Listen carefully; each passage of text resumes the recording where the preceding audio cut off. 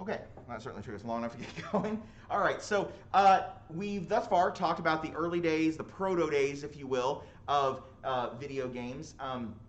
There's one person in this class who has been in 220 already, and so they have heard me talk about the proto era of role-playing games. Hold on just a second.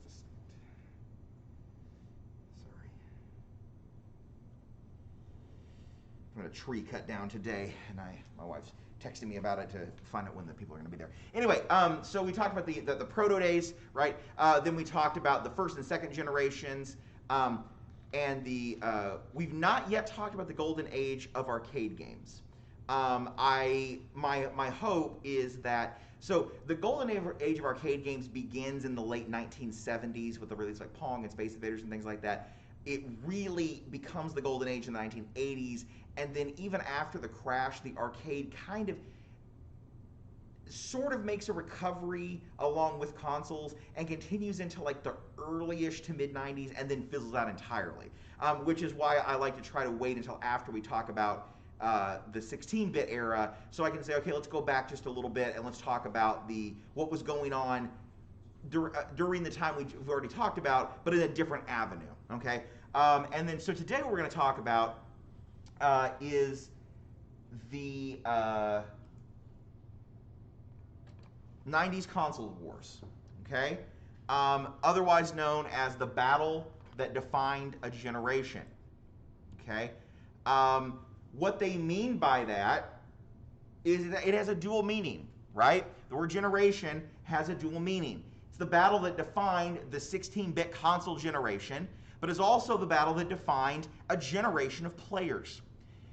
No one except for Dawn probably is old enough, and besides myself, to remember the console wars era, but at the time, you were, oh, I need to turn on my little webcam so you can see me. There we go. At the time, you were either a Nintendo person or a Sega person.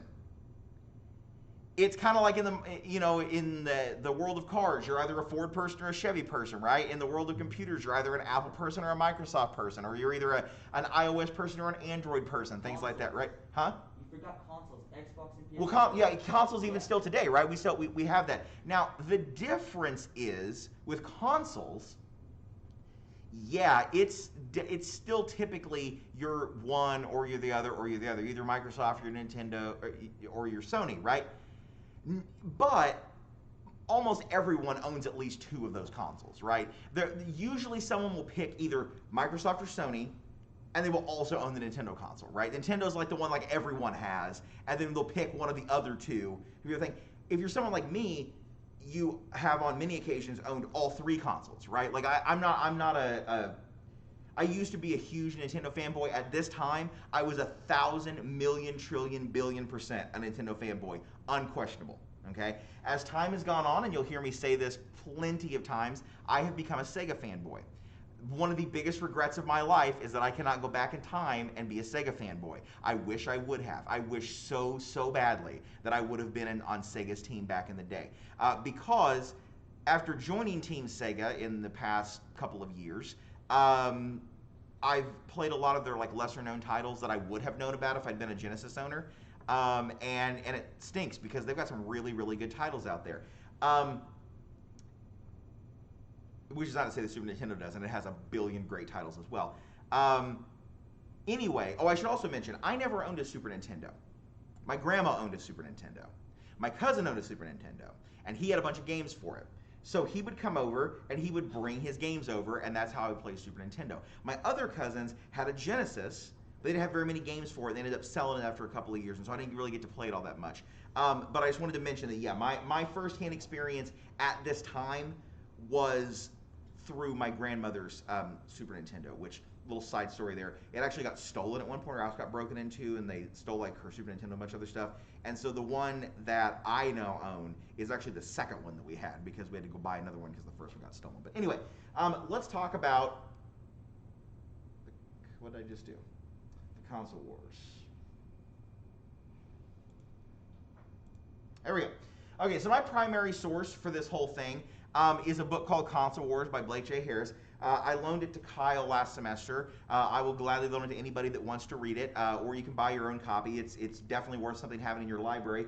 It's a really, really good book, and it reveals a lot about the battle between Nintendo and Sega. If there is one singular thing that made me a Sega fanboy, it is this book.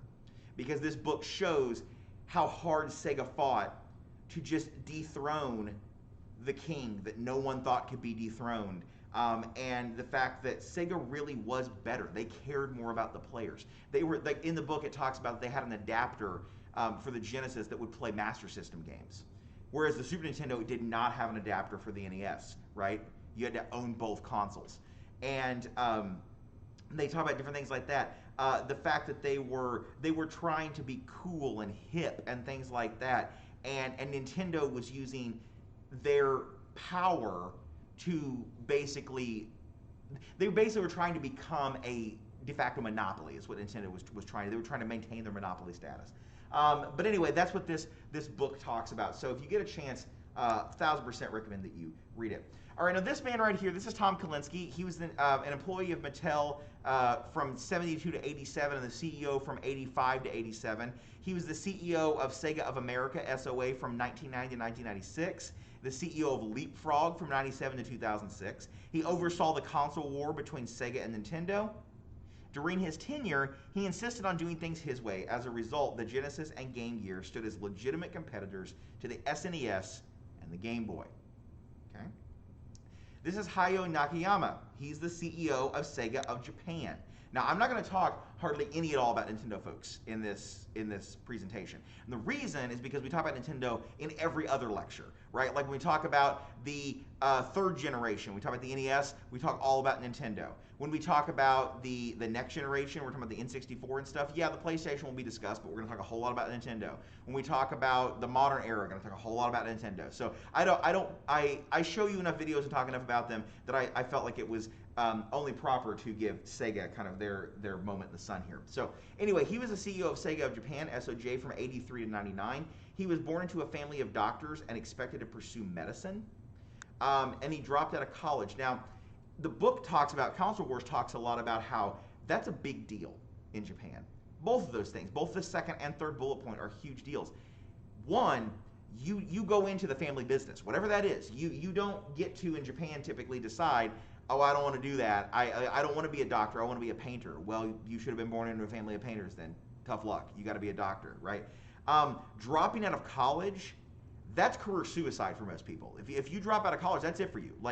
There is no going back to school. There is no, well, I'll work my way up. You're done. You're at the bottom of the social ladder. Now, I mean, it's obviously not that extreme in the modern era necessarily. It is kind of like that. But back in the 1970s, yeah, that was a big deal. But after he dropped out of college, he found a job in a newspaper working as a jukebox leasing salesman. When the company wouldn't enter the arcade video game market, which was sort of starting to boom in Japan at the time, he formed his own company, ESCO Trading. Then in 1979, he became the vice president of distribution when Sega bought ESCO. All right, this is Nintendo of America. Like I said, I guess I have to mention them a little bit. This is the North American branch of Nintendo of Japan, founded in 1980 to market the NES. Following the video game crash of '83, it rose to dominate the American video game market. Many believed that no company could stand against, much less topple them. So it's kind of interesting. We went from a position where Atari could do no wrong to a position, or to a situation where no one wanted anything to do with video games, to a situation where no one will ever topple Nintendo. I remember asking a colleague of mine, let's see, that's been about a decade ago, about 10, 15 years ago. I asked him, I said, probably not 15, probably 10 years ago, and I said, who do you think is going to topple Facebook? And he said, I don't know. I said, do you think it's even possible? And he said, oh yeah, somebody will take him down. I said, do you think so? And he said, well, I mean, somebody took MySpace down, didn't they? I said, yeah, but there's a lot of differences in the way MySpace was and the way Facebook is. Right? MySpace was MySpace. It wasn't MySpace and Instagram and all these other WhatsApp and everything else.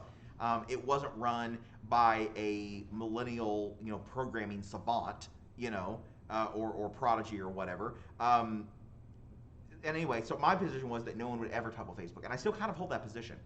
In order to topple Facebook, it would be very difficult. I'm not saying it's impossible, but in order to topple Facebook, someone would have to, well, first of all, it would have to be a situation where they also owned a bunch of other companies. You couldn't start a social media company and take on Facebook.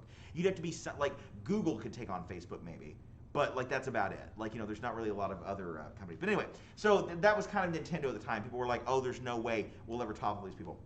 Now here's Sega of America. Founded as Service Games in 1945, selling slot machines. The name Sega, used for service games, was first used in 1954. That's why I capitalize Sega wherever I can, because it's actually an acronym. Or not an acronym, what do they call that? I forget.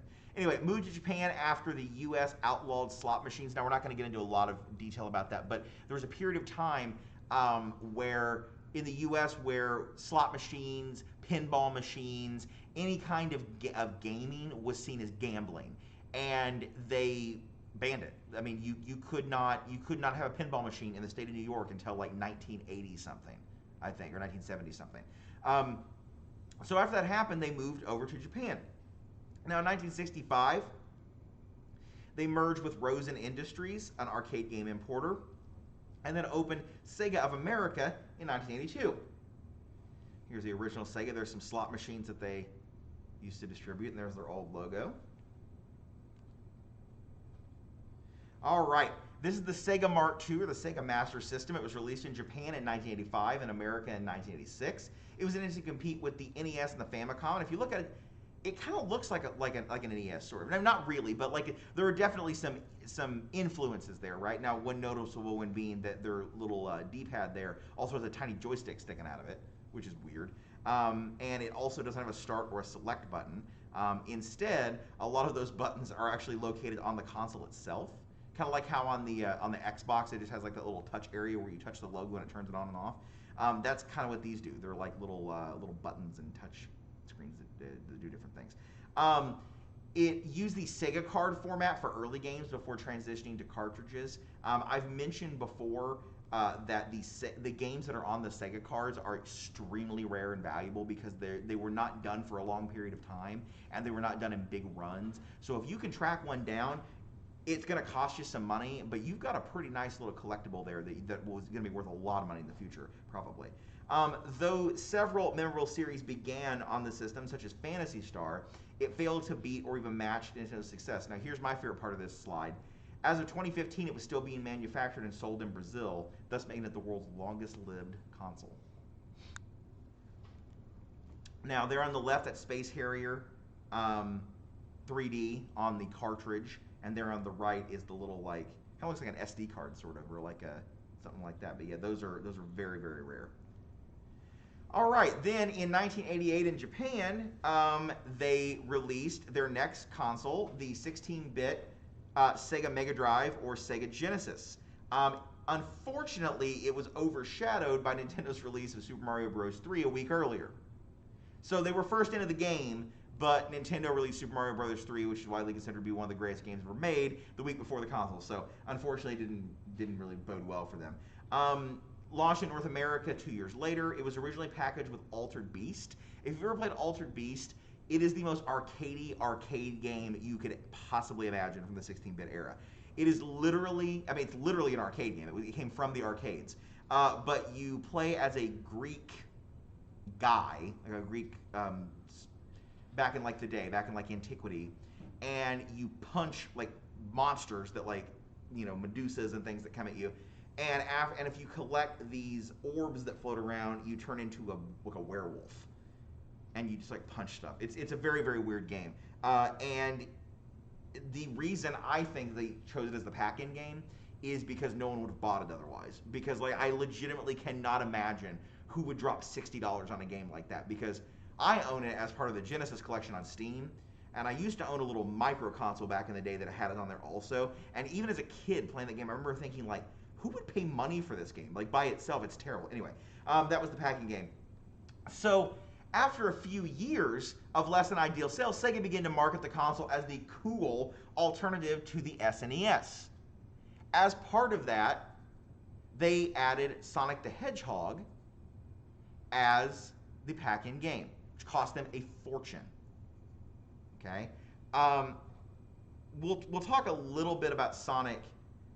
Do I have I can't remember if I have a slide, so I'll just talk about it now.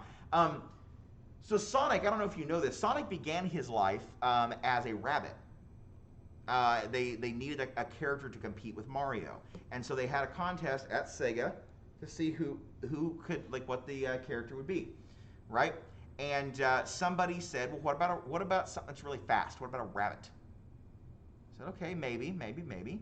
What else do we have? Somebody said, well, I've got a hedgehog named Mr. Needlemouse. Let's go with him. I said, okay, hedgehog is interesting. Not a big fan of the Mr. Needlemouse name, but let's go with the hedgehog idea. I said, okay, bring us a concept sketch of the hedgehog. He had fangs and a spike collar and an electric guitar and a human girlfriend, kind of like in the movie Who Framed Roger Rabbit, right? And they said, okay, let's lose all that, and let's redraw him, and let's call him something else.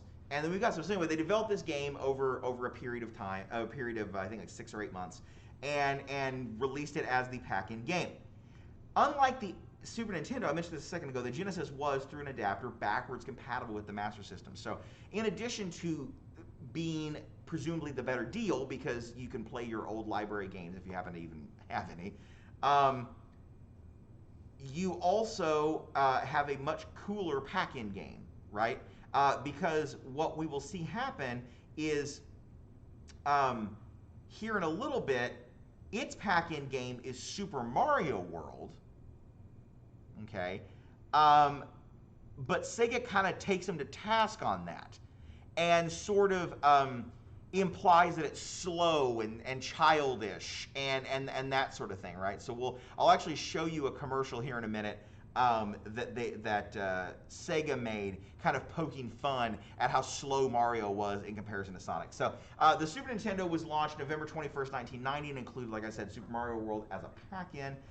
It was launched in North America in '91, so just a few months later. In Japan, units were shipped at night to avoid robbery by the Yakuza. Of the games offered in Japan at launch, 2, F-Zero and Pilot Wings, were designed to show off the system's Mode 7 technology. I'll show you that here in a second. It was designed around the continued development of enhancement chips. So the idea was that we're not going to have to release another console for a bajillion years, because what we'll do is we'll just put any extra new technology directly into the cartridge. Remember how they were talking about how the Aladdin deck enhancer had all of the non-ROM chips in the adapter, and then all the cartridge had was just the game itself, right? That was kind of the idea, that whenever the Super Effects chip for Star Fox, for example, that's on the cartridge itself, that does the polygon rendering. That's not a part of the Super Nintendo. And they actually, we'll talk about this when we talk about the 5th generation, but they actually continued that concept with the N64 with the expansion pack, which is you pull there's a little thing on the top of the N64, you take it off and you pull out this little placeholder thing and you put in the expansion pack, and it gives you an extra 4 megabytes of RAM so that it can render, so it can play games like Majora's Mask, which requires it has smoother animations and higher quality textures and things like that. Nintendo was originally in no hurry to design a new system or abandon the NES, but the launch of and subsequent loss of market share to the Genesis forced them to reconsider. So their position was, we're just going to keep selling the NES until the end of time. And then Sega came along and released a better system, and so they were like, well, we better release a better system too. All right? All right, this is what Mode 7 looks like. There on the left, that's a demonstration of, if you didn't have any textures or anything overlaid on it, that's what it looks like. And then over there on the right, that's Final Fantasy VI. So basically what Mode 7 does is it scales a 2D plane in such a way that it suggests that it's 3D. So to use the Final Fantasy example on the right as my example, what's actually happening there is it isn't really 3D, right? It's a flat surface. it's just rotating and distorting it in such a way to indicate that like there is terrain underneath you that is moving and things like that. Depending on, so like in Super Mario Kart, the Mode 7 effect works really, really well. In Final Fantasy VI, it's kind of weird because you can't really tell from this picture, but these little houses and trees down here they're flat because they're just an image. They're not an actual 3D model. So what happens when if you like start to fly over them like they're doing right there, if I were to hover right here, you can actually tell that the houses are bent. They're actually like they're distorted to do the Mode 7 effect. Well, the problem is mountains, it looks okay, but any and grass and water looks fine, but any three-dimensional objects like a tree or a house look really bizarre done this way. So that's one major shortcoming that I want to mention about Mode 7. Okay, so here's some concept art for the Nintendo Entertainment System 2. Very bizarre looking little device there, right? All right, so let's talk about the Game Boy. Launched in Japan on April 21st, 1989, and launched in America on July 4th, 1989. Features a green dot matrix screen with adjustable contrast dial, 5 control buttons, the D-pad, an A button, a B button, start and select, with a single speaker and an adjustable volume dial. It came with a variety of packing games over the years, most notably Super Mario Land and Tetris. That's why I'm going to have that Tetris video up there for you to watch, as well as there's a Super Mario Land video as well. It was praised for its battery life and durability, and eventually they released a color version 9 years later in 1999. Okay. This Game Boy survived a bombing in the Gulf War. It was blown up by a bomb, and it actually still works. So, it's pretty cool. All right. Come on, next slide. There we go. Now, this is a little video I want you to watch about the Game Boy Pocket Sonar. This is a Japan-only peripheral. But I'm showing you this video to give you an idea of like the wide gamut of peripherals that were released for the Game Boy. Okay, so believe it or not, this is not the weirdest thing that was released for the Game Boy. They had a printer and a camera and some other things that people are really familiar with. But they also had some like less common ones, like you could get a keyboard to hook up to it, and you could actually code and program and do stuff on it. There was a patent filed for a Game Boy that hooked up to an anesthetic like gas system. So if you were going into like the dentist or something, you could play Game Boy while they were like putting you out or whatever. Can you imagine you're playing like Dr. Mario or something, seeing all these little like bugs and pills and whatnot as you're like being given these hallucinogenic drugs and put up, like you would lose your mind. That would be terrifying, right? But anyway, this is just one of many interesting things that were released over the years for the Game Boy. So let's check this out and just kind of see what what a bizarre thing this is.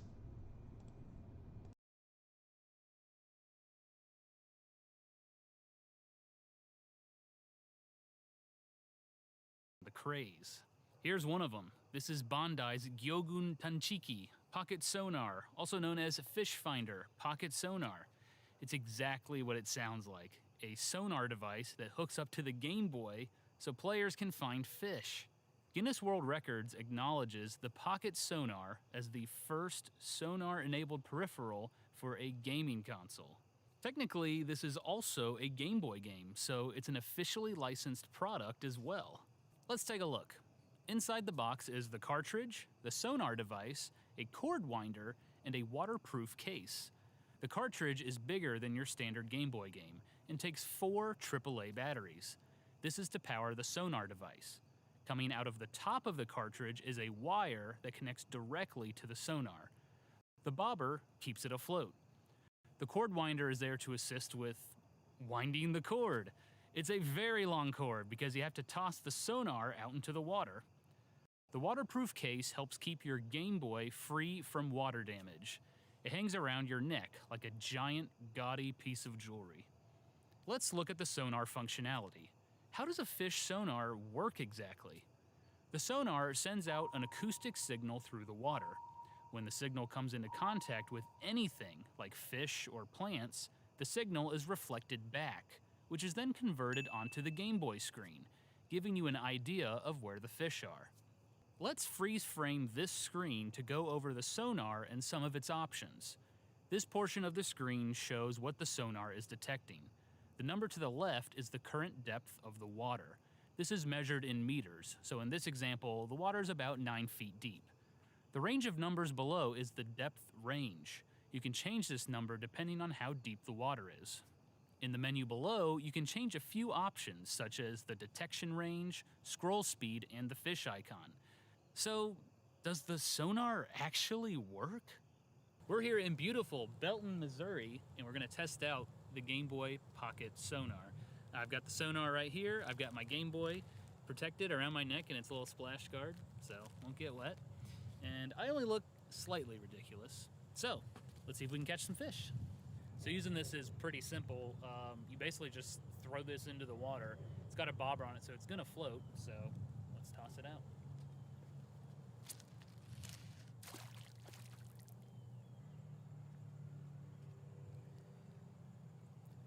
Well, the sonar works, and it found some fish on this side of the dock, so let's see if we can catch one. Oh. Hey! We got one! This guy's pretty big. Well, I don't know. I don't usually keep fish. I always throw them back, so let's just release this guy. Whoa. Hang on, buddy. Thanks for your help. Pocket sonar works. Surprisingly, there is more than just a sonar on this cartridge. There's a fish encyclopedia, which provides information on various types of fish. Players can search by name, water conditions, such as freshwater or saltwater, or by the fish's silhouette. Keep in mind, everything is in Japanese, so for players who don't speak the language, this encyclopedia isn't helpful. There's also a fishing mini-game. Players take control of a fisherman who has to reel in fish. It's a very simple, sort of mindless game, but it's a nice inclusion. Imagine you're sitting on a boat waiting for a fish to bite. You can play this little mini-game while you wait, and after you catch something, try to find it in the built-in fish encyclopedia. One other thing to note, the Pocket Sonar is surprisingly compatible with the Super Game Boy and Game Boy Player. However, the sonar portion does not work. You can only access the fish encyclopedia in the minigame. Also, the Pocket Sonar won't work on the Game Boy Color or Game Boy Advance, only on the Game Boy Pocket, and Game Boy Light, which sadly never came out in North America or Europe. The Pocket Sonar came out in 1998 and was only released in Japan. That makes sense. Fishing is a very popular pastime in Japan and a major economic industry. The Toyusu Fish Market in Tokyo is the largest seafood market in the world, bringing in $3.8 billion every year. There's even fishing restaurants in Japan, where patrons catch their own fish and chefs prepare it for them. It's questionable how popular the Pocket Sonar would have been outside of Japan, so it's no surprise Bandai didn't release it anywhere else. Talk about a niche product. But Bandai didn't stop there. They also released the Handy Sonar on their own handheld system, the Wonder Swan. Bandai's Pocket Sonar was probably pretty cool when it came out, but it's purely a novelty at this point. Any avid fisherman will get better results from a standard fish finder. Still, it's cool that this even exists. Developers were really thinking outside the box with some of these accessories. Maybe Bandai saw this as a great opportunity to make something unique. That's all for this episode of The Gaming Historian. Thanks for watching.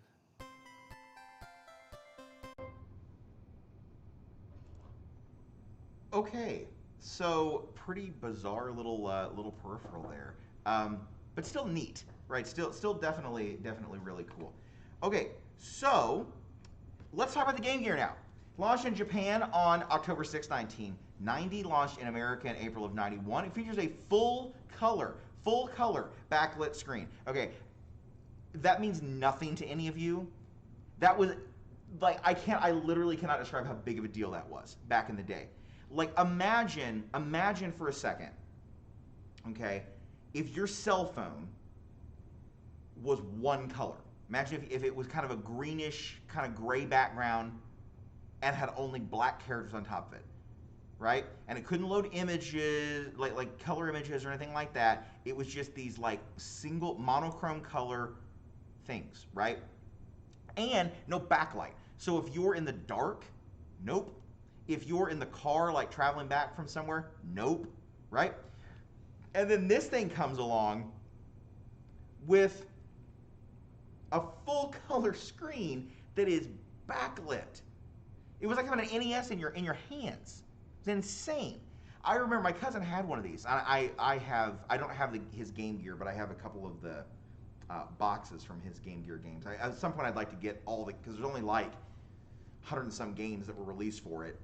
So I'd like to get a system and all the games for it at some point. But anyway, I remember playing it for the first time because I owned a Game Boy, and I remember sitting down and playing this thing and playing The Lion King. I mean, the Sega The Lion King. I was playing it. I was playing NBA Jam. I was playing Taz in Escapes from Mars. I was playing these real, legitimate, actual games. It was insane. Sonic Chaos, which is my favorite Sonic game of all time, was on the Game Gear, right? It had, in addition to the color screen and the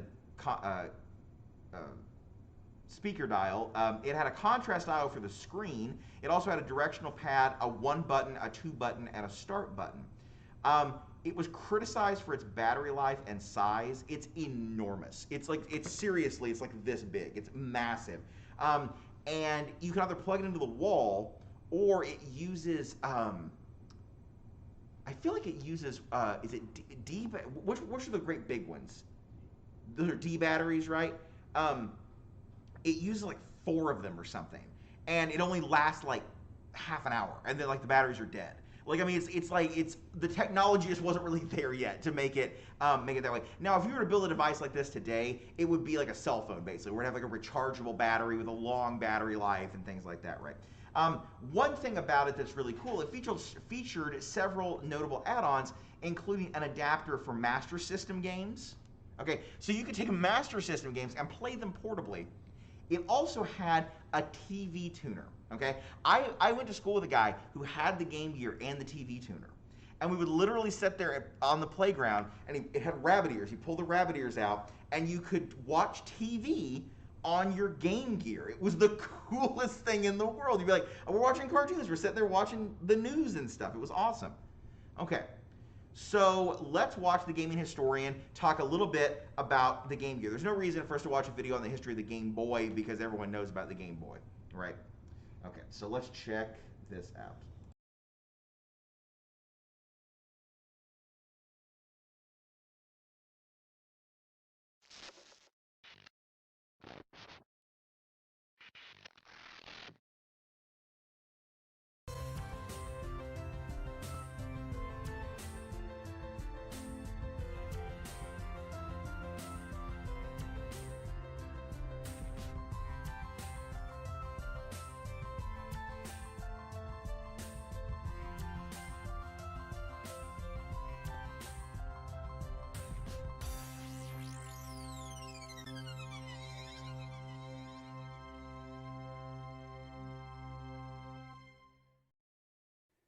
Hello and welcome to the Gaming Historian.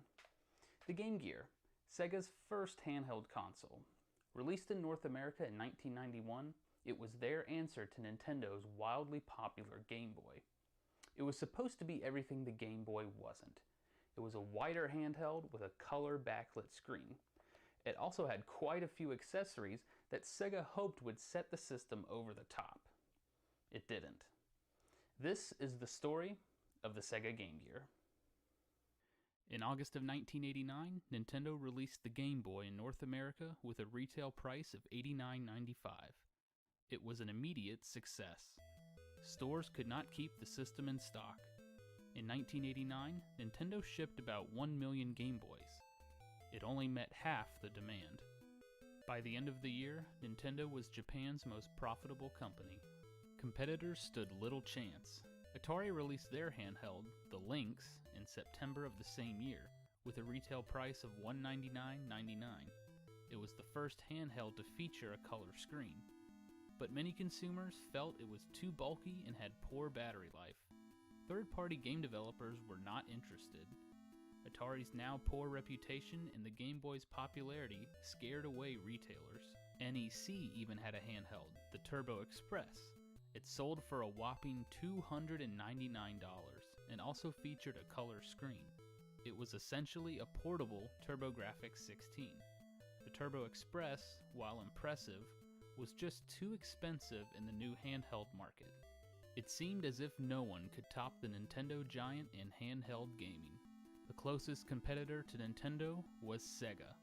The makers of the Genesis were about even with Nintendo in the video game market share during this time. Sega took notice of the Game Boy and answered it with a handheld of their own, the Game Gear. Codenamed Mercury, the system was designed to answer problems consumers had with the Game Boy.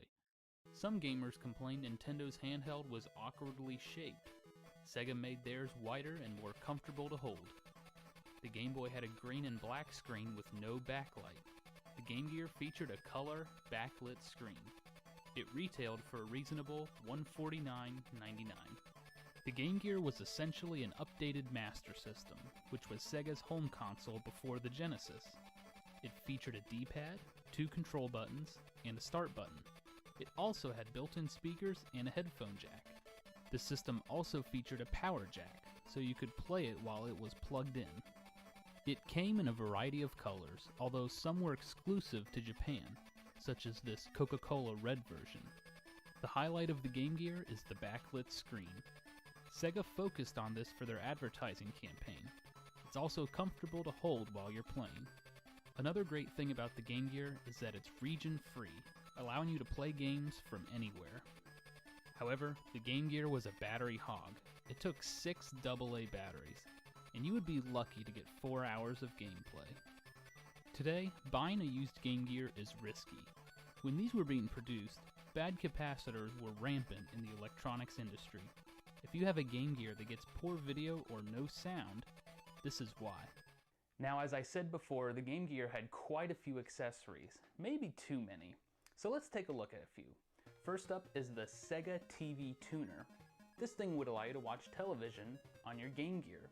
Now today television is all digital, so this thing is pretty much useless now, but it does have an audio-video in port right here on top. So your Game Gear could act as a television. If you wanted to, you could play your Xbox 360 on your Game Gear. Wow. The antenna is also ridiculously long. Next is the Master Gear Converter. The Game Gear could play Master System games with this accessory attached. It's a nice option to have, although the Game Gear's library is pretty large on its own. Next we have the Game Gear Battery Pack. As I said before, Game Gear had pretty poor battery life. So this battery pack you could clip onto your belt and give you extended gaming on the go. Now these are just a few accessories, but there were a bunch more. You've got the Power Back, which gave the system more battery life, the Super Wide Gear, which magnified the screen, the gear-to-gear cable, which was just a link cable so you could play multiplayer games with another Game Gear, and a car adapter, which would let you charge your system in a car's cigarette lighter. The Game Gear was the closest competitor for the Game Boy, and even it wasn't very close. It sold about 11 million units total, compared to the Game Boy's 118 million. While the Game Gear did have advantages over the Nintendo's handheld, many gamers could not get past the negatives. The battery life was very poor, and some gamers found it too big and bulky. It was also more expensive than the Game Boy. But one big negative was the lack of third-party support. When it was initially released, Sega churned out a bunch of titles for the system. They even packaged the Game Gear with columns to compete with the Game Boy and Tetris. But Sega hoped third-party developers would step up and deliver great games for the system. And few did. The best games on the system were developed by Sega. In 1997, knowing they couldn't keep up, Sega discontinued the system, right when the Pokemon craze had begun on the Game Boy. However, there is still a loyal following for the Game Gear. In 2000, Majesco got permission to re-release the console.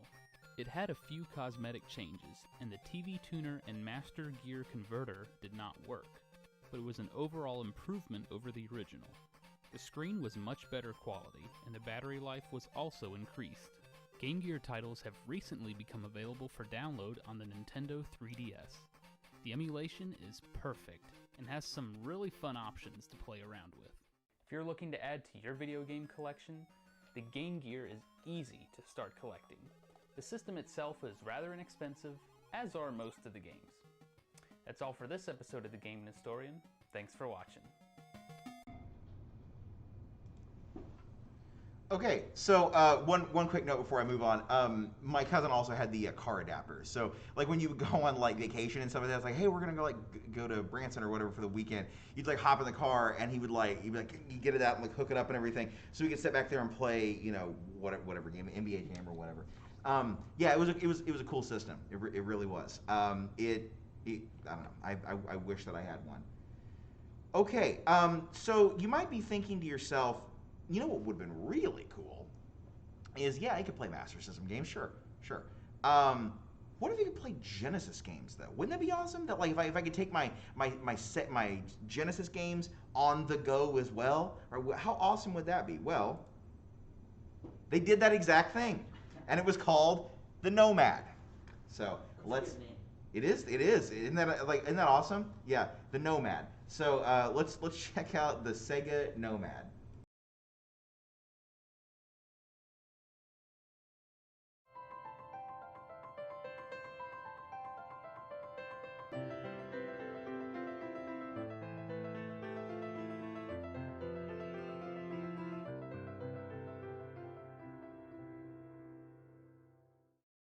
Today I wanted to talk to you about the second handheld system put out by Sega in North America, the Sega Nomad. What, you've never heard of the Sega Nomad? Released in 1995, the Nomad was basically a portable Genesis. Less than a year later, it was discontinued and sold at a discount price. So what was this system and why did it fail? Well, let's take a look. Most people are familiar with the Sega Game Gear, Sega's first handheld console. Released in 1990 in Japan and 1991 in North America and Europe, it was supposed to be the direct competitor to the Game Boy. While it did see some success, it really was no match and only sold about 11 million units, compared to the Game Boy's 118 million. During the mid-90s, there was sort of a lull in handheld gaming. The Game Boy was still around, but there weren't any big games or accessories out that were pushing sales. Sega saw this as a potential opportunity to strike at the market. Initially, they came up with an idea for a 16-bit handheld with a color screen and a touchscreen interface. Unfortunately, it would have been way too expensive to make and would have retailed in stores for about $289. Compare that to the Game Boy, which was around $50 at the time. But Sega wasn't ready to throw in the towel. A few years earlier, Sega had developed a screenless, portable Mega Drive known as the Mega Jet. Created in 1993, it was initially sold to Japan Airlines. Customers could plug it into the monitors on their seats and play games. In 1994, Sega released a consumer version. Sega decided to take this concept and add a screen to it, thus creating the Sega Nomad, a portable Sega Genesis. It was yet another attempt by the company to extend the life of the Genesis, having already made the Sega CD and the Sega 32X attachments. In a press release, Tom Kalinske, president and CEO of Sega of America, stated, "Millions of die-hard Genesis fans will now have the convenience of their favorite 16-bit games in the palm of their hands, anytime or any place." It was only released in North America and retailed for $180. Alright, let's take a look at the Nomad. First thing I want to comment on is the actual name of the system. I really like it. The term Nomad means a wanderer, or someone who doesn't stay in one place. It's actually a very fitting name for a handheld system. Unfortunately, you'll probably be sitting in one place while playing this thing, but we'll touch on that a little later. The Nomad is pretty big and bulky, so don't think you'll be carrying this around in your pockets. Its build is similar to the Game Gear, but its edges have some different angles that make it stand out. The top actually slopes down. When I first put in a cartridge, I thought it wasn't in all the way. I'll start with the front of the console. You've got a D-pad, a speaker, the screen, and a 6-button controller layout. The D-pad is actually really nice, probably one of the best D-pads I've ever used. Seriously, it's very fluid and comfortable, and I'm honestly surprised more companies don't use this design. The Nomad screen is in full color and backlit. It's very similar to the Game Gear screen, but unfortunately, it's kinda blurry. Finally, you have a 6-button controller built directly into the Nomad. This means you won't have to press start during Street Fighter II to switch between punches and kicks. You also have a start button and a mode button. If you hold the mode button down during startup, it will change the controller from a 6-button to a 3-button. Some games, such as Forgotten Worlds, won't work unless you do this. On top of the Nomad, you have the power switch, AC adapter input, cartridge input, and AV out. Yeah, you can hook up the Nomad to your TV, essentially making it a Genesis with the Nomad acting as your controller. It uses the same power adapter and AV cables as the Genesis Model 2. On the bottom, you have a volume slider, headphone jack, a brightness slider for the screen, and even an extra controller port. That's right, you and a friend can play on the Nomad. It'll take any controller the Genesis can, even the arcade stick. The back of the system features grooves where you can place your fingers, and a slot to hook up the battery pack. The Nomad requires 6 AA batteries to play. You could also purchase a rechargeable battery pack. The Nomad can play all Genesis titles and even some Mega Drive games, as long as they aren't region locked. However, it is not compatible with the Power-Based Converter, Sega CD, or the Sega 32X. So overall, I really like the Nomad. It's comfortable to hold, the D-pad feels really good, and being able to hook it up to your TV is a nice feature. It's a Genesis in the palm of your hands, and that's awesome. In total, the Nomad sold about 1 million units and was discontinued in less than a year. So, what happened? The Sega Nomad was released in October of 1995, and by that time, the new 32-bit Sega Saturn was already out. Sega began shifting all of their resources to their new system, and soon production of the Nomad was discontinued. The system was also pretty expensive. The Sega Genesis was only $99. Having the convenience of portability essentially doubled the price to $180. And again, the Game Boy was only $50. And if you thought the Game Gear ate batteries, the Nomad is much worse. You'd be lucky to get 3 hours of playtime on 6 AA batteries. All of these reasons combined doomed the system. In 1998, Nintendo released Pokémon in North America, reinvigorating sales of the Game Boy and effectively crushing any hope Sega had of competing in the handheld market. By 1999, Toys R Us was selling the Sega Nomad brand new for $40. While the system wasn't successful, it's still a really good handheld console, as long as you don't mind being tied to an electrical outlet. It's a bit of a collector's item these days, going for around $100 on eBay. That's all for this episode of Gaming Historian. Okay, so pretty neat, right? Question, did we ever see this technology actually come to fruition? Did we actually see a successful iteration of something like this? Like this? Yeah. I'd say like the Game Boy Advance. Okay. With like the Nintendo Switch. Yeah, the Nintendo Switch is literally this exact thing, right? It's literally this exact piece of technology. It has a cartridge slot that plays the games. It's portable. You can hook it up to your TV and use an external controller, right? Yeah. We basically saw Sega say, hey, we're going to take Nintendo on with this idea. The idea fizzled out, and then later on Nintendo said, you know, that wasn't a bad idea Sega had back in the day. Maybe we ought to do something like that. And sort of went with the same technology, right? So. Lithium batteries. Huh? Lithium batteries. Yep. That's the technology. That's what they needed, right? There are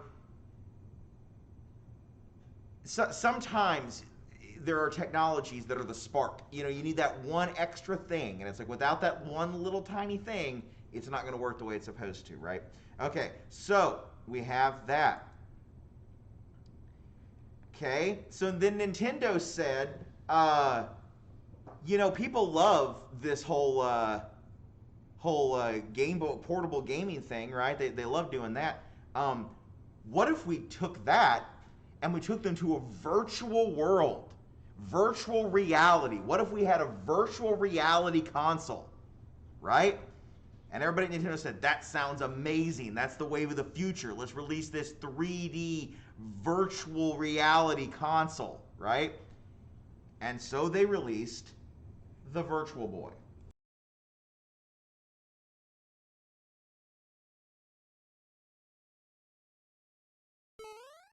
Fight!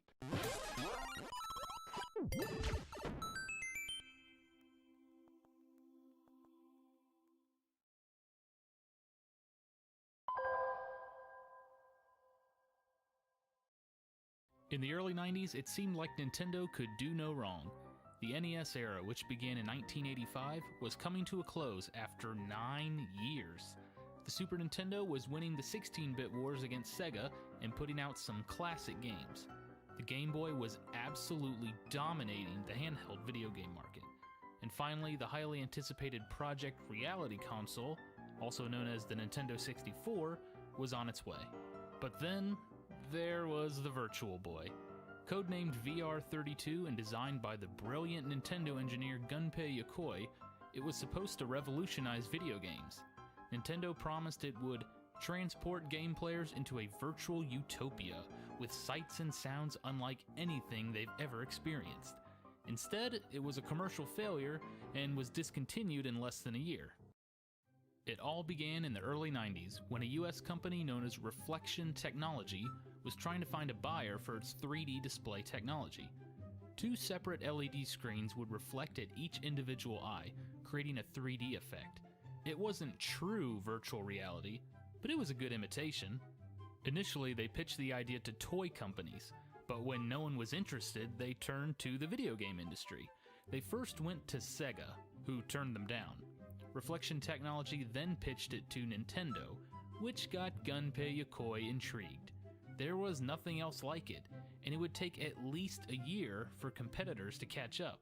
If you aren't familiar, Gunpei Yokoi was one of Nintendo's most famous engineers. He had been with the company since the 60s and was responsible for 2 major products, the Game & Watch and the Game Boy. It's safe to say Nintendo trusted him with decision-making when it came to possible new hardware. Said Yokoi, "I wanted to create a new kind of game that was not a video game, so that designers could come up with new ideas." In 1992, Nintendo acquired exclusive worldwide rights to the technology for a price of $5 million. The famous research and development team at Nintendo, R&D 1, set out to create a new system. The team, led by Yokoi himself, began brainstorming ideas. How would gamers enter this new virtual reality world? Would the system utilize motion detection? The idea of a headband-mounted system was discussed, but it was ultimately decided that the system would be played on a stand, without motion tracking. To keep the price down, R&D 1 went with a monochrome color display of red. Nintendo saw the Game Boy be successful despite only being able to display black and green, but it did have trouble with blurriness with high-speed gameplay. The red and black colors of the Virtual Boy eliminated this. The system actually contained a 32-bit processor, just like the Sony PlayStation and Sega Saturn. The problem was, it was pulling double duty with the 2 LED screens, so the power of the hardware wasn't as apparent. With a base system in place, Gunpei Yokoi and his team began fine-tuning the system. However, pressure from executives, particularly Nintendo President Hiroshi Yamauchi, put a wrench in those plans. It was 1994 at this point. Sony and Sega were gearing up for the PlayStation and Saturn, and Nintendo's own next-gen system, the Nintendo 64, was still a ways away. Yamauchi wanted new hardware out as soon as possible to keep the focus of the video game market on Nintendo. It was clear the system simply wasn't ready to be launched, but Gunpei Yokoi had no choice. In November of 1994, the brand new Virtual Boy was introduced to the public at the Shoshinkai trade show. The public reaction was lukewarm. People complained that the system was uncomfortable to play with, and that the red and black colors were not very appealing. Others complained of headaches, only after playing for a few minutes. One reporter wrote, "Either Nintendo has gone completely mad, or it deems the future of video gaming to be crude, red, and likely to induce headaches. Regardless of the complaints, hardcore fans of Nintendo were still interested. The technology was impressive, and if good games were released, there was potential. At the E3 Expo in 1995, Nintendo announced the Virtual Boy would be released in North America and Japan on the same day, August 14th, 1995, with a retail price of $179.95. Several more titles were announced as well, even a few third-party games. Nintendo changed their date in Japan, and the Virtual Boy was officially released over there on July 21st, 1995. Every Virtual Boy came packaged with Mario Tennis, a simple tennis game starring all of the Mario characters. Hiroshi Yamauchi boldly claimed that he could sell 3 million units along with 14 million games within the year. But on launch day, things were unusually quiet. The normally long lines at packed toy and game stores for Nintendo launches were reduced to practically nothing. On August 14th, 1995, the Virtual Boy was released in North America, backed by a $20 million ad campaign. Nintendo also partnered with several retailers, including Toys R Us and Blockbuster, to promote the system. Their hope was once gamers tried it out, they would believe the hype. Blockbuster even allowed customers to rent the Virtual Boy. I still remember the day I first laid eyes on the Virtual Boy. My childhood friend called me in excitement to tell me he got the new system. I went over to his house, walked into the living room, and there it was, sitting on the table and staring back at me, inviting my eyes to take a gander into the world of virtual reality. Or so I thought. By itself, it looks like an elaborate pair of binoculars, but on the stand it looks like a little robot. On the top of the Virtual Boy, you had two buttons. An IPD dial adjusted the distance between the two screens and your eyes, just like a pair of binoculars. The focus slider adjusted, well, the focus. Underneath on the left-hand side, you had a volume control and a headphone jack. On the right, the controller port and a Game Link socket, which was for the planned link cable that would hook the two Virtual Boys together. The system wasn't around long enough to see it actually happen, though. The cartridges loaded into the back, and you played the games by looking into the front.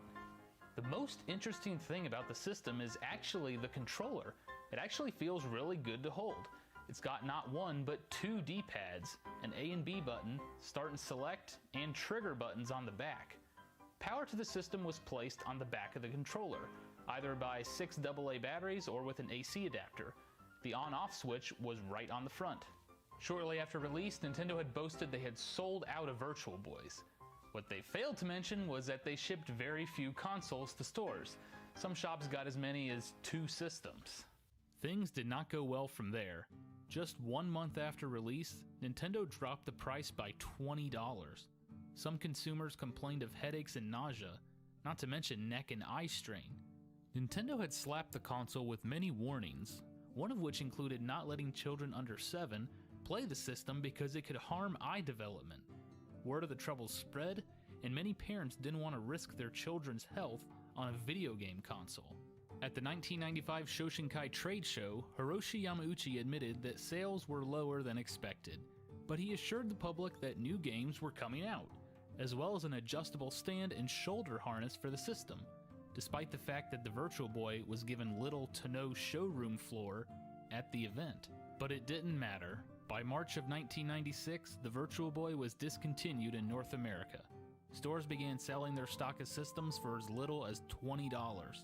Officially, the Virtual Boy lasted less than a year. It sold about 800,000 units, was never released in Europe, and is one of the worst-selling consoles of all time. The system only had 22 games officially released. Since the library is so small, well, I figure we could go over a few of the highlights on the Virtual Boy. Now, keep in mind, you can only experience the amazing virtual reality of the system by using your own eyes, so this footage won't be as impressive. Mario Tennis was packaged with every Virtual Boy. There's not much to it. It's tennis with Mario characters. You can do singles or doubles matches and compete in a tournament as well. Mario Tennis for the Nintendo 64 is leaps and bounds better. Teleroboxer is a first-person boxing game. You use the 2 D-pads to block and the trigger buttons to throw punches. This game is probably the most unique one on the Virtual Boy and really showcases what the system could do. Nestor's Funky Bowling isn't special, but it's worth mentioning simply because it features Nestor from the Nintendo Power comic strip. As the author of the video game Bible, Andy Slavin, wrote, "It is the quintessential bowling game for the Virtual Boy." Mario Clash is an updated version of the classic Mario Bros. Arcade game, except this time you have to throw Koopa shells to knock out the enemies. It was developed by R&D1 with Gunpei Yokoi, and it's actually pretty fun. It's got 99 levels, so it'll keep you busy. The best game on the Virtual Boy is without a doubt Wario Land. If you have ever played any of the Wario Land games, this should be pretty familiar. You play as Wario through various stages as you collect treasure while bulldozing through enemies. It does have a 3D effect where you can jump to the back of the stage to collect various items and access secret areas. It's a really well done game, and it's a shame that it only came out on the Virtual Boy. I'd love to see a re-release of this on the 3DS. So, what went wrong with the Virtual Boy? Well, geez, where do I begin? Although Nintendo was confident it would sell well because it had no competition, that might have been its downfall. There was really nothing else like it. The system had little software and lacked a killer game. Hiroshi Yamauchi purposely withheld the Virtual Boy technology from third parties for quality control purposes, and fearing other companies might find out about their revolutionary new 3D technology. It hurt the system in the end. Few companies outside of Nintendo made games for it. For a system marketed as a portable system, the price was pretty steep at $180. And speaking of portable, it wasn't very portable at all. You could easily take a Game Boy and play it on the go, but the Virtual Boy? Not so much. The colors of red and black were unappealing. Graphics for games were getting more colorful and more detailed. The Virtual Boy visuals felt like a step back. People's complaints about headaches, nausea, and eye strain, as well as all the warnings that came with the system, gave it a poor reputation. Advertising the Virtual Boy was hard. You couldn't see the technology unless you actually checked out the system for yourself. Even making something like a commercial to show off the Virtual Boy proved difficult. Shigeru Miyamoto recently stated that he felt the system was marketed incorrectly. He thought the Virtual Boy was a fun toy, but Nintendo treated it like the successor to the Game Boy, so the expectations were too high. But I think Jason Plum, who worked on the Virtual Boy game Waterworld, said it best when he stated, "I think the antisocial nature of the machine was the main issue. It sums it up perfectly." Growing up, my friend and I rarely played the Virtual Boy because we couldn't play it together. Not to mention, you can't even see what's going on while your friend plays. Gunpei Yokoi, the man who created Game & Watch and the Game Boy, felt personally responsible for the failure of the Virtual Boy and quietly left Nintendo after 31 years of service. He would form a new company known as Koto, which developed the Bandai Wonder Swan handheld system. Just a year later, he tragically passed away in a car accident. The Virtual Boy may have been a failure, but Nintendo was still fascinated by the concept of 3D gaming and virtual reality. The Nintendo 3DS system, released in 2011, accomplished what the Virtual Boy could not. It's a true portable handheld that provides a 3D effect without any glasses. Today, because it sold so poorly, the Virtual Boy and many of its games are considered collector's items. Personally, it's more of a novelty to me than anything. Every time I play this thing, I feel like I just woke up from a nap. It's a neat piece to have in your collection, but I doubt you'll find yourself playing it for a while. That's all for this episode of The Gaming Historian. Thanks for watching. So pretty cool, right? Now, what is the purpose of me showing you the videos about the Game Boy accessory, the Game Gear, the Nomad, and now the Virtual Boy? Any thoughts as to why even show these?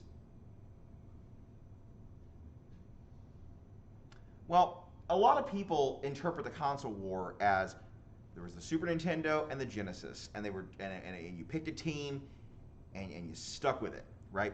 Well, that wasn't really the case. What was happening was there were these two companies, one of which was a David and Goliath kind of scenario, one of which has all the resources and all the support and everything like that, and far more so than the other company does. And so what's happening is they're competing back and forth. They're trying to say, oh, I see. So the Game Boy isn't doing as well. Let's release a portable version of the Genesis. So the Game Gear is coming out and it's starting to take some people away. Let's release the Virtual Boy, right? So they're coming up with all these different things to try to compete with one another.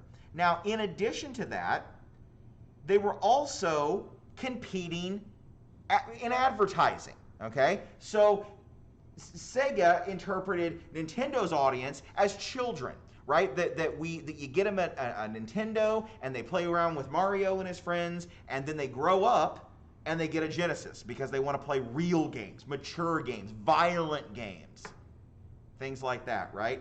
And so they entered this advertising campaign. Okay. And so I'm going to show you some little short commercials here from this era. Now, this commercial is from their Genesis Does What Nintendo Don't campaign. In my opinion, maybe the most brilliant marketing slogan in the history of time. Genesis does what Nintendo don't. Beautiful. Absolutely beautiful, in my opinion. Okay, so let's check out this ad real quick. Oh, where's my mouse? There we go.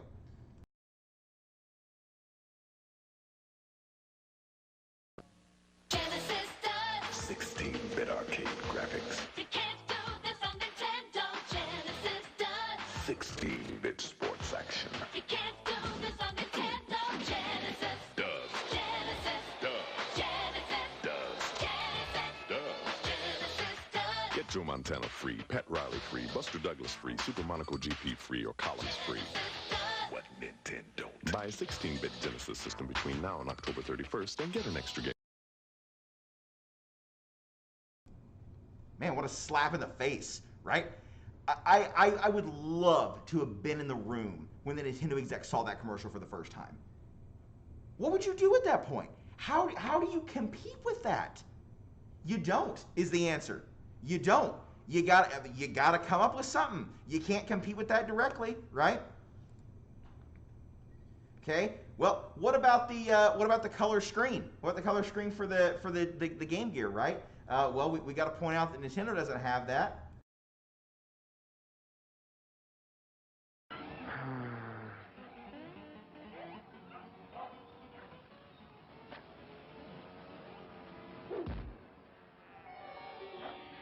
Whoa. Color. Hey, there's an easier way to get color. Get a Game Gear, the full color portable with over 150 games, like the new Echo, Mortal 2, and Sonic Triple Trouble.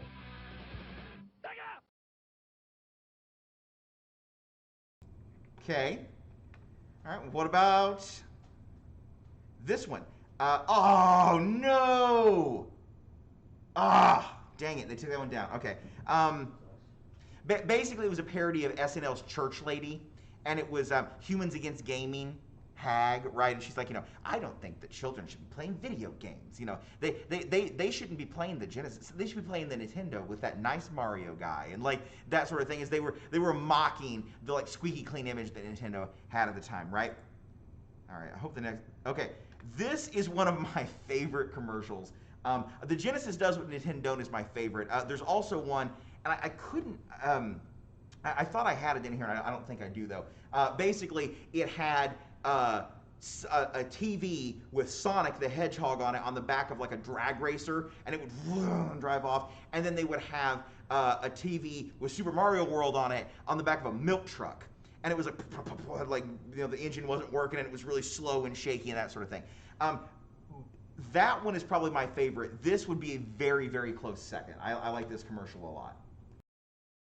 Oh, I do want to mention, it's kind of hard to, it's a little blurry because it's a really old commercial. My apologies. Gotta go. Hey, guy, you're the first serious gamer I've seen all morning. Check this out. Brand new 16-bit Super Nintendo with Super Mario World. Wow! What's this one? Oh, this is a Sonic the Hedgehog from Sega Genesis. Hey, look at these radical colors, huh? Wow, Sonic's fast, too. No, over here. I like Genesis, and it costs a lot less. Wait, kid, that game I'll there. take Sonic and Genesis. I knew that. Sonic the Hedgehog. More action, more speed. Sega Genesis. It's a whole lot more for less. Again, How do you compete with that? You don't. I mean, they're cheaper than you. Their games are faster. They're hipper. How do you compete with that, right? The answer is you don't. you really don't. Unfortunately, all good things must come to an end. Although Sega stood as a legitimate rival to Nintendo, by the late 90s, cracks were beginning to show. The Saturn, which was Sega's entry into the next 3D generation, was greatly underpowered compared to Nintendo's upcoming 64. The successor, the Dreamcast, boasted features that were ahead of its time, such as online play and stuff like that. We'll talk about that here in a couple weeks. But years of mismanagement at Sega led to their departure from the console market and their current position as a third-party developer. So now we have Sega games on Nintendo hardware, right? Pretty insane to think about. So who won? Who won the console wars? Well, let's look at this chart for a second. So yeah, they made a dent in it. They did a good job. But overall, between 89 and 96, they sold about 45,000 Super Nintendos and about 28,000 Genesis consoles. Okay, and not to sound too silly or what have you, but I feel like the answer to this question is us, right? We won because, not to get too much into like the concept of free market, but in a free market, ideally what happens is you have people that compete with one another to be the best. Or, as you've probably heard me say before, not the best, just better than the other guy, right? Because you don't have to be the best, you just got to be better, right? And so two companies are competing to be better than one another, and as a result, they're developing these amazing, radical technologies that I mean, like with the Virtual Boy, they just aren't ready for market yet, right? Or with the Nomad, things that just aren't really ready, but they're trying, right? And as a result, now we have the Switch. Now we have actual VR. We have smartphones that play games. We have a third competitor in the console space now. We have 3 people in the console space, not just 2, right? Only one of whom is Nintendo. And it just, I don't know, I feel like the answer is we won, right? Yeah, I would definitely say the answer is us. Again, not to be too silly or whatever, but I really do honestly feel like the answer is we won. We won, which is pretty great. Okay, any questions, concerns, comments, thoughts, ideas about that? No? Okay, so there is one other thing that I want us to go over. The video for it is a little lengthy, okay? So I want you all to have a chance to take a break, okay? Here a second when I dismiss you. Come back at 10:20. It's about 9 minutes, and we will continue on with our lecture. Okay.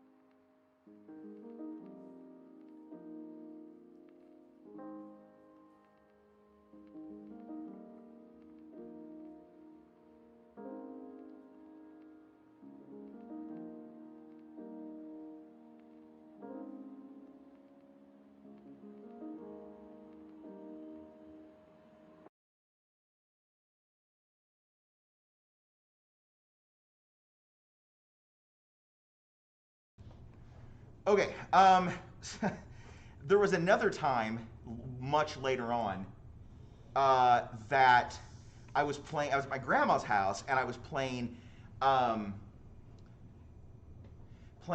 Street Fighter 2, and I was playing all night long, all evening, and I made it to Vega, okay, which is because Vega, Sagat, M Bison, right? So when you make it to Vega, you're only 2 people away from the end of the game, right? And I knew that because I had friends that had told me, like, it's the end of the game, right? Like you're almost there, okay? So I've been playing, and I make it to Vega, and my parents have been like, you know, calling down the hall, hey, like, it's time to go, like, you know, just start wrapping things up, whatever. And I was like, okay, you know, I'm like trying to like get it beat or whatever. And my sister walks in and she goes, Mom and Dad said it's time to go, and she turns off the Super Nintendo. Literally just walks over and turns it off. And I remember just like, I just like dropped the controller and just collapsed on the ground in tears because it was just like I may as well just not even gotten up that day. That whole day was a waste. Everything that I did was for nothing. It was an all for naught, right? So anyway, all right. So the final thing that I want us to go over today is the ESRB, okay? Because as a result of this constant competition between Sega and Nintendo for who is the cooler console, who can attract the cooler demographic, games got more violent and more violent and more violent and more violent and more inappropriate and more questionable and more adult themed, to the point that Congress said, whoa, we got to step in.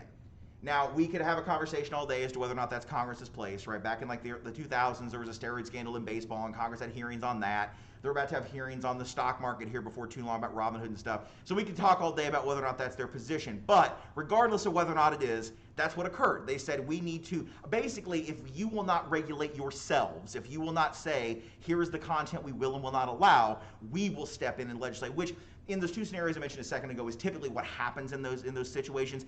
Is it's not so much that they're like trying to pass a law as they are like trying to figure out what's going on and saying, if you don't fix this, we're going to, right? So that happens every now and again with different industries. Happened with Microsoft, right, back with the Microsoft antitrust suit and that kind of thing. So every now and again, they'll jump into different industries for that kind of thing. But anyway, what was going on was the games were getting to be different than they were before, and they said, we got to have some hearings on this, okay?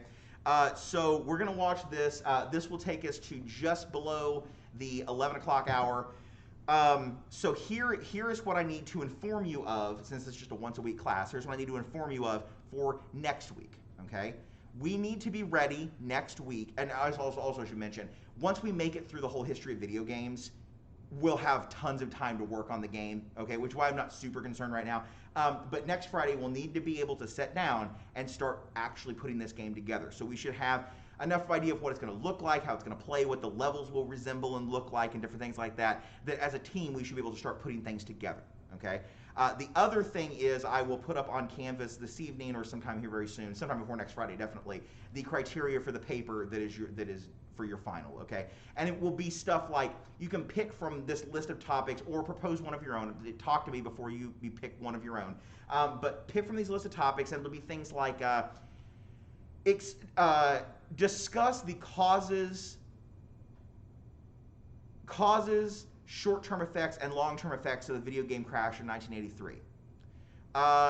Discuss the events, the major events and long-term effects of the console wars.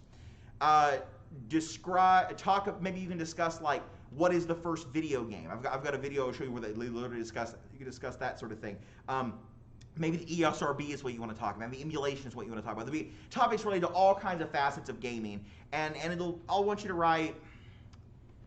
I mean, absolute max like 5 or 6 pages. I mean, like don't go crazy with it. I mean, also don't give me a paragraph, right? So just give me enough that it's like I know that you researched the topic and that you understand what's going on, right? Okay.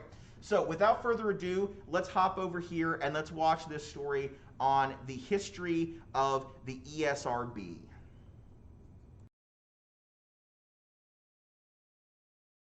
In the early 90s, a handful of violent video games sparked a national debate that changed the video game industry. Parents and advocacy groups rallied. They argued that video game violence had gone too far, and the US government agreed. So in 1993, the Senate gave the industry an ultimatum. Regulate yourselves, or we'll do it for you. From that order, the Entertainment Software Rating Board was born, more commonly known as the ESRB. You can see the effects of it on any video game you buy today. This is the story of a few games that permanently changed the industry and the way we buy video games.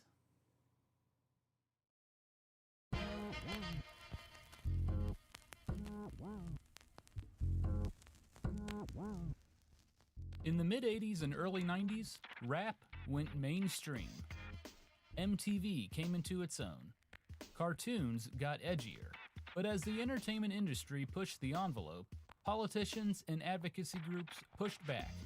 They wanted to protect children from inappropriate lyrics and images, so music, television, and even video games came under fire. There were Senate hearings to discuss so-called porn rock, where everyone from John Denver to Twisted Sister frontman Dee Snider defended the music industry. A group known as the Parents Music Resource Center created a list of 15 songs that they said should be banned from radio airplay, known as the Filthy 15. The group successfully campaigned for parental advisory labels on music. TV didn't have it easy either. Beavis and Butthead is MTV's most popular show, drawing 4 times MTV's average audience. But some don't find the two protagonists poignant. They think they're dangerous. Breaking the law, breaking the law. Let's burn something. Just last week, an Ohio mother claimed her 5-year-old son set fire to his family's trailer and got the idea watching Beavis and Butthead playing with a lighter. His 2-year-old sister died in the fire. In the wake of the controversy, MTV moved Beavis and Butthead to a later time slot and put a disclaimer before each episode. There were also Senate hearings to discuss television violence. Meanwhile, video games evolved at an unprecedented rate. They became more colorful and complex. Players' capabilities expanded, and the storylines grew. All of a sudden, players weren't fighting abstract pixelated enemies, and that became a problem. Ultimately, 3 games sparked the controversy: Mortal Kombat, Night Trap, and Lethal Enforcers. Mortal Kombat was the most commercially successful game. Developed by Midway, it hit arcades in 1992 and was the #1 arcade game that year. But it really gained notoriety in 1993, when Acclaim Entertainment launched a $10 million campaign to celebrate its multi-format release onto the home console scene. Dubbed Mortal Monday, there were sweepstakes and commercials to promote the event. They even played previews in movie theaters. The campaign brought a lot of attention to the game, but it wasn't all good. Suddenly, a lot more people were aware of the game's violent content. Sega's version was much more graphic than Nintendo's.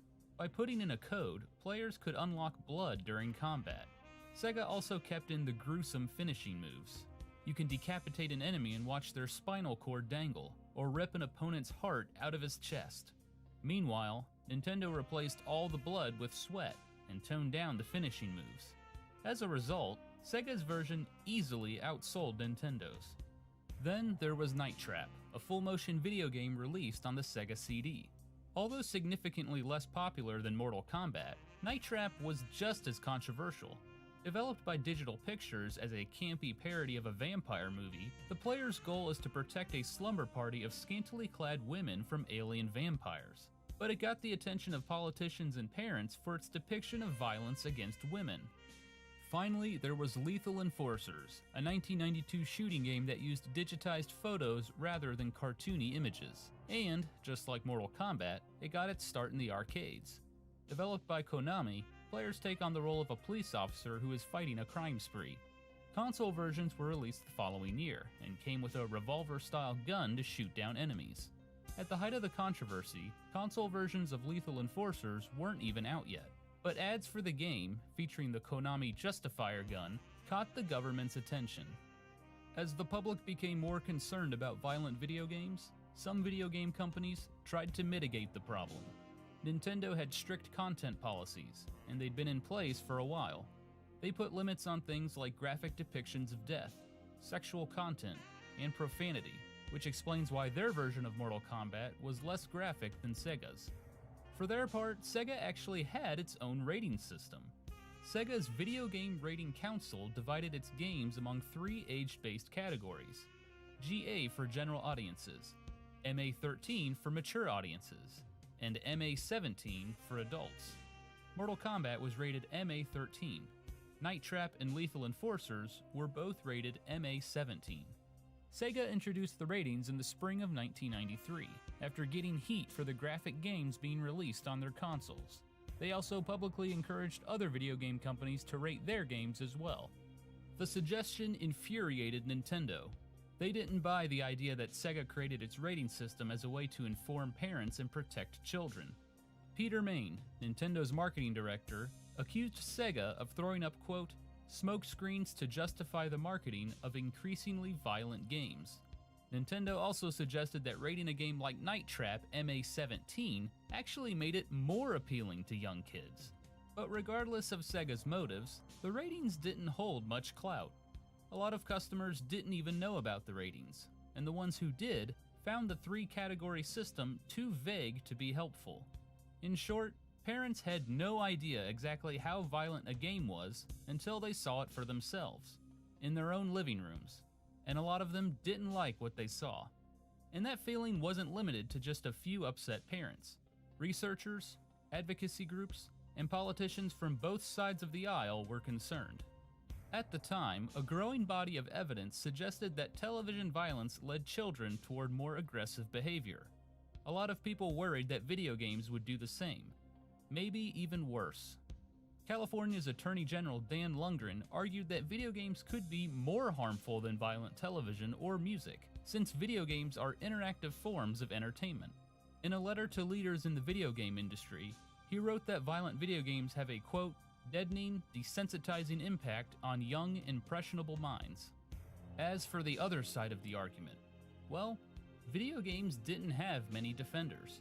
Even industry insiders were concerned about how violent video games might affect children. But many questioned whether government intervention was the answer.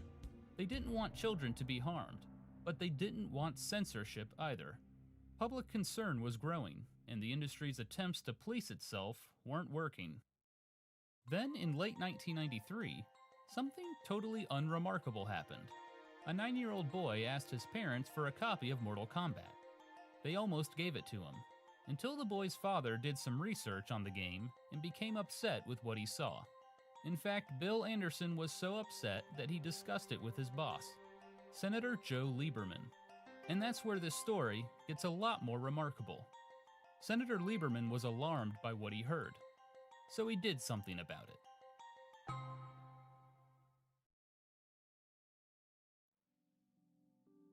Just in time for the 1993 holiday buying season, Senators Lieberman and Herb Kohl spearheaded a joint congressional hearing on violence in video games. They proposed legislation calling for a rating system that would help buyers gauge a game's violence and sexual content. The senators were clear that they wanted the video game industry to create its own independent rating system, but that if they refused, the government would step in. Not everyone liked the idea. Some people called it censorship, and a few maintained that the industry was doing a good job policing itself. The other side was much more skeptical. Many wanted video game producers to just stop making games that featured graphic violence. Others didn't trust the industry at all. And it was that environment of distrust, concern, and a demand for change that heaped so much attention on the heated congressional hearings. During the hearing, a packed crowd watched the most violent portions of Mortal Kombat and Night Trap. Senator Joseph Lieberman held the Konami justifier for all to see, as photographers snapped photos. The researchers and advocacy groups testified that the video game industry was lining its pockets at the expense of America's children. No one, least of all the senators, held back. Marilyn Draws of the National Coalition on Television Violence told the senators that the industry shouldn't be allowed to regulate itself. She compared the idea to, quote, leaving the troublemaker in charge of the classroom.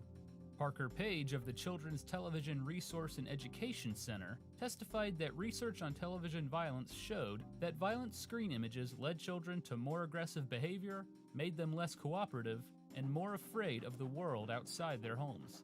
Page said that since video games were still relatively new and constantly evolving, there wasn't enough research to definitively show how they impacted children. But he did say that the few studies available showed that violent video games had the same negative effects as violent television. As he wrapped up his testimony, Page took a final swing. Video games that allow young players to participate in heinous acts of cruelty, misogyny, and inhumanity should not be portrayed regardless of profits. But the hearing wasn't just about violence in general. Panelists took the industry to task for its portrayal of violence against women and claimed that female video game characters were frequently portrayed as victims or sex objects, and sometimes both. Eugene Provenzo, a professor at the University of Miami, said that his research on America's most popular video games showed that violence was a major theme. He also noted that many games featured scenarios in which women were kidnapped. He pointed out that sometimes men were kidnapped too, but they were never rescued by women. But no one hit this point home quite as hard as Marilyn Draws. She talked about video games as an exciting new technology, one that if done responsibly, could actually prepare kids for the 21st century. She claimed that in the early days of video games, boys and girls played them with equal interest, but that as games became more geared toward boys, girls missed out. Girls are being trained in dressing Barbie dolls, and boys are being trained in technology. This has to change. As a mother, as a parent, as a woman, and as an American citizen, I'm stating this needs to be changed. She noted that very few female video game characters had much control or power. Not long after the senators watched footage from Night Trap, Draws looked around the packed room and asked a question. I mean, how would you like to have a teenage daughter go out on a date with someone who's just watched or played 3 hours of that game? The testimonies were damning and showed a united front against the video game industry. One might expect that the video game industry panelists would be equally united. After all, they were on the same side, right?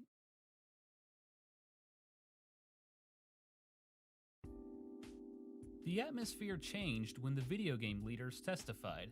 As representatives from Sega and Nintendo scrambled for moral high ground, they turned on one another. Remember, Sega had its own rating system, but it was vague, and the general public didn't know much about it. Nintendo had the real advantage. Thanks to their guidelines, their version of Mortal Kombat was more family-friendly than Sega's version, and, as they were quick to point out, they had nothing to do with Night Trap. It's equally important to consider who represented Sega and Nintendo at the hearing. Nintendo chose Howard Lincoln, who at the time was Senior Vice President of Nintendo of America.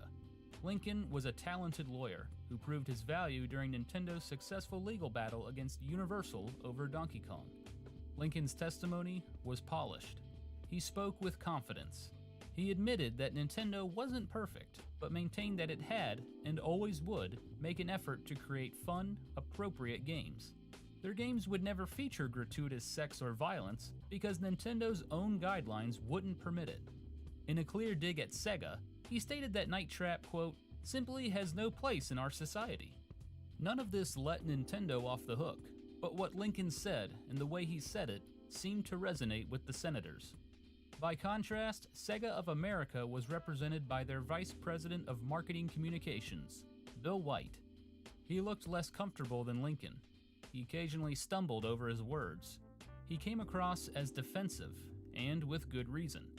Sega produced more graphic games than Nintendo, and it was clear to Bill White that he was in the hot seat. White's main point was that video games weren't just for children. He pointed out that the average Sega CD user was 22 years old, and that the average Sega Genesis user was 19 years old. He argued that adults played video games too, and that over time, the industry would attract more players of all ages. Although White made some good points, he was in an unenviable position. And I honestly, Mr. White, I read your statement, and I honestly think that you don't understand what we're talking about here. Let me tell you why. To say that the senators were skeptical of Sega's motives would be putting it mildly. Senator Lieberman called Sega's rating system, quote, a fig leaf to cover a lot of transgressions, and asked the company to apply some self-control. Senator Byron Dorgan pressed Bill White on the rating system age categories. And do you view those over the age of 13 as mature?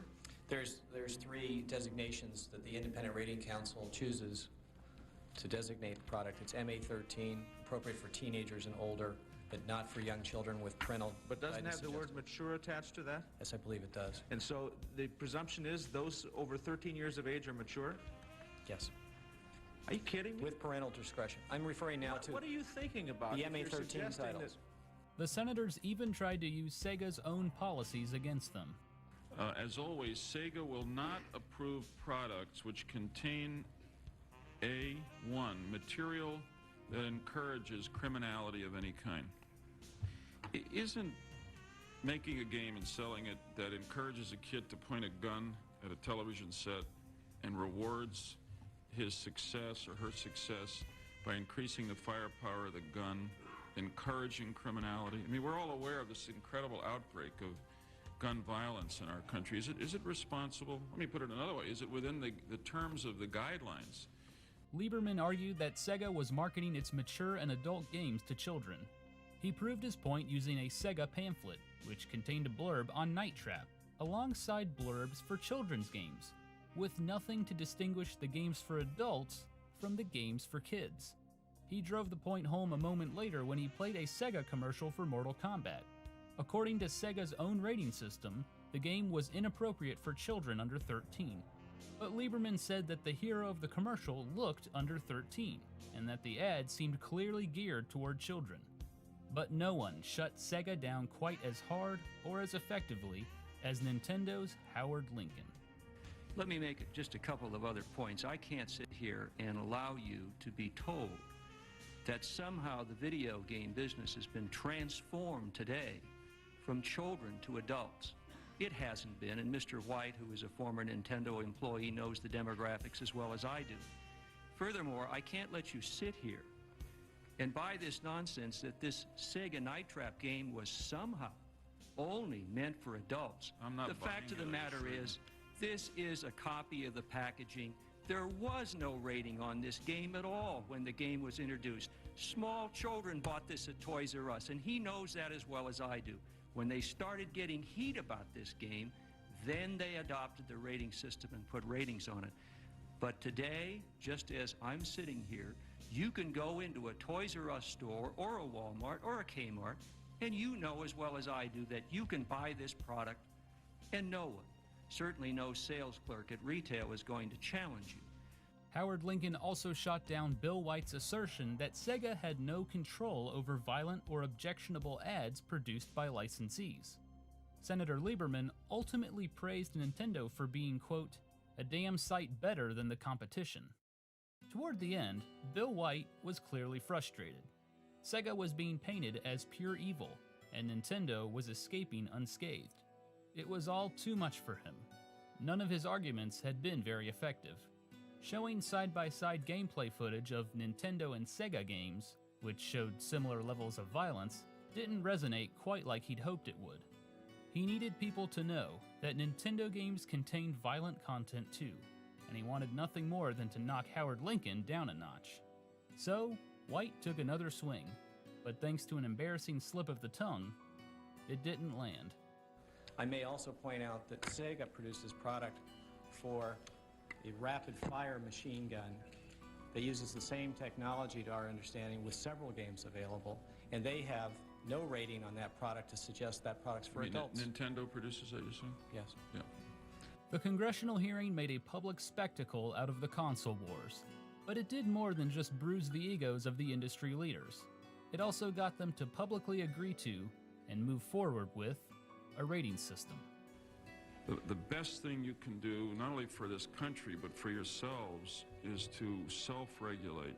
And believe me, it's not only going to be important to our kids, it's going to be important to the ultimate credibility and success of your business.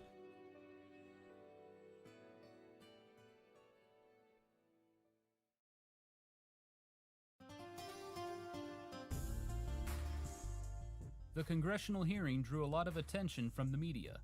Suddenly, the most violent portions of Mortal Kombat and Night Trap were common knowledge. Some people didn't like what they saw. We don't need companies to put warning labels on video games, as they have now offered to do at the point of a senatorial shotgun. Nor do we need another government entity policing the industry. All we need is one teensy regulation. All video game inventors must use the faces of their own children on their characters. So let's get personal, guys. Let's put your kids out there in that four-way intersection and see how fast you swerve. Sally Calson, Pittsburgh Post-Gazette. 1 week after the hearing, Toys R Us pulled Night Trap from its shelves. FAO Schwartz soon followed. That same week, Sega announced that Lethal Enforcers would be available at computer software stores, but not at toy stores. In January of 1994, Sega withdrew Night Trap from the market. Tom Zito, the president of Digital Pictures, which made Night Trap, spoke out. He said the game had been unfairly attacked over a tiny excerpt of footage. He told the New York Times, while it is certainly not an appropriate game for an 8-year-old, Night Trap is actually very benign and is designed as a parody of a vampire movie. But his defense didn't seem to matter. Across America, people were fired up about violent entertainment, and they wanted something done. Imagine an intruder entering your home, seizing your children, and force them to watch 8,000 murders and 100,000 acts of violence. A monstrous crime? Yes. A crime that would do untold psychological harm to your children. No question about it. Wake up, parents. Chances are that your child is the victim I just described. Senator Ernest Fritz Hollings. On February 3rd, 1994, just a few months after the December hearing, Senators Lieberman and Cole introduced the Video Game Rating Act of 1994. The bill would allow the government to create a 5-member commission appointed by the President of the United States that would help the industry create a rating system. The industry was given a deadline of just 1 year to pull together or face government intervention. But working together was easier said than done. The Senate hearing had been rough. At times, it was just plain embarrassing. Nintendo and Sega had always been vicious competitors, but their battle during the hearing took their animosity to another level. That spring, the anger boiled over once again.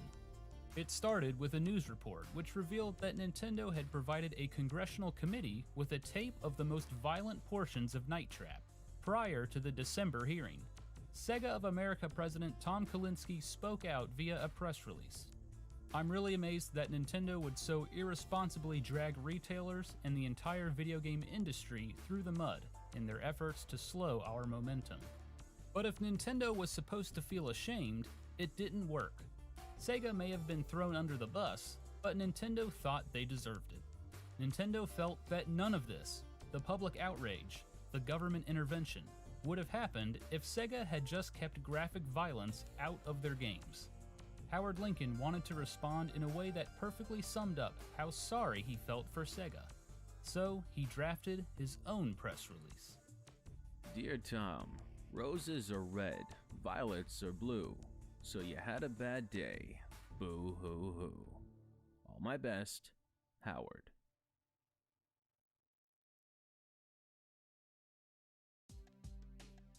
Sega and Nintendo would never get along, but if there was one thing they disliked more than each other, it was the thought of government intervention. During the follow-up congressional hearings in March of 1994, Jack Heistand of the newly formed Industry Rating Council announced that 7 companies, including Sega and Nintendo, would comply with a rating system, just in time for the holiday season. What's more, the ratings wouldn't just appear on a game's packaging. The groups agreed to include ratings in ads and other marketing material. They committed to a customer and retailer education campaign and promised to make the ratings easy for customers to understand. They said that the ratings board would be independent and that they'd seek public input as they finalized their guidelines and ratings categories. They also stated that there would be tough sanctions for any company that got a rating fraudulently, by, for example, withholding critical information. But they stood firm on some issues. Jack Heistand told the senators that the ratings board wouldn't be in the business of regulating game content. In other words, they would give customers information about a game, but they wouldn't tell software developers what to include or remove from a game. When Senator Lieberman asked about going back and rating all previously published games, the group stood firm once again.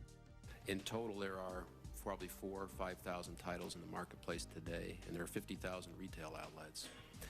For us to try and go back and rate those products, sticker all those products, would put such a burden on accomplishing what we're trying to do for the next 6 months, it's virtually impossible.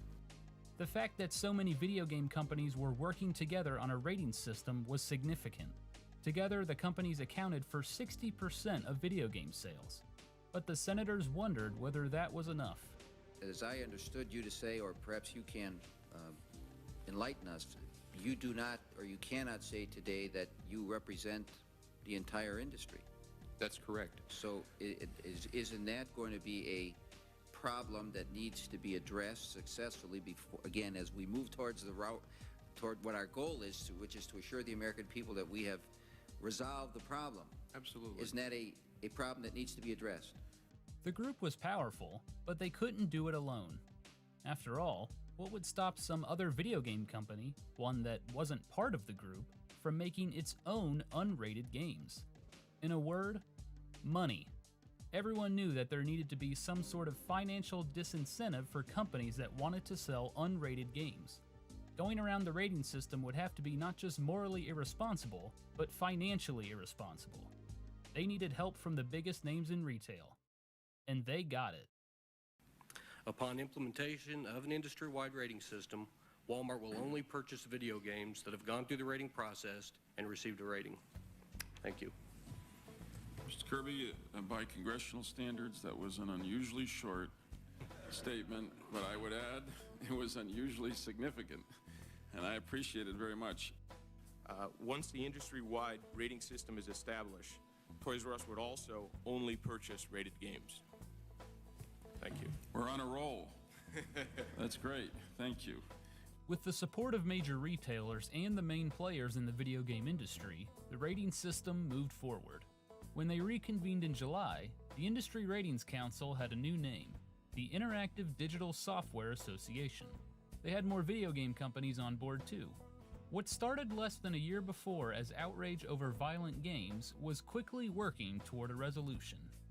At first, Sega pitched that the IDSA use their rating system, but Nintendo disagreed.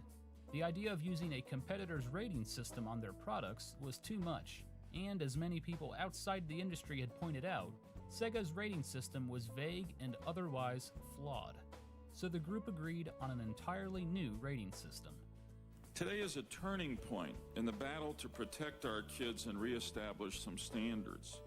Today, the video game industry is announcing the establishment of an independent rating system that promises to give parents, for the first time, a clear idea of which video games are good for their kids and which should stay out of their homes. And so, the Entertainment Software Rating Board, or ESRB, was born. The independent group came up with 5 categories to rate games, based on help from parents, researchers, and child development experts. Early childhood, kids to adults, teen, mature, and adults only. This also included 17 content descriptors. Developers had to pay a fee and send a videotape of pertinent content to get their game rated by the ESRB. While this was all voluntary, the console makers could refuse a title if it wasn't rated. Just as they promised it would, the ESRB began rating games prior to the 1994 holiday season. And it couldn't have come at a better time. During the July hearing, Senator Lieberman said that violence in video games wasn't going away. As proof, he disgustedly shared details of a new first-person shooter called Doom. Overall, the senators were pleased with the ESRB. They wanted the industry to regulate itself, and it had. In response, Senators Lieberman and Cole shelved the Video Game Rating Act of 1994.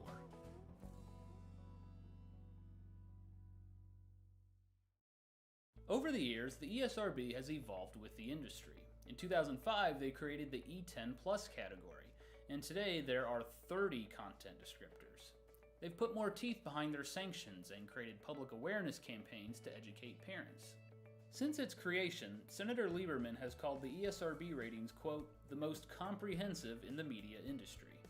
But the ESRB is not unique.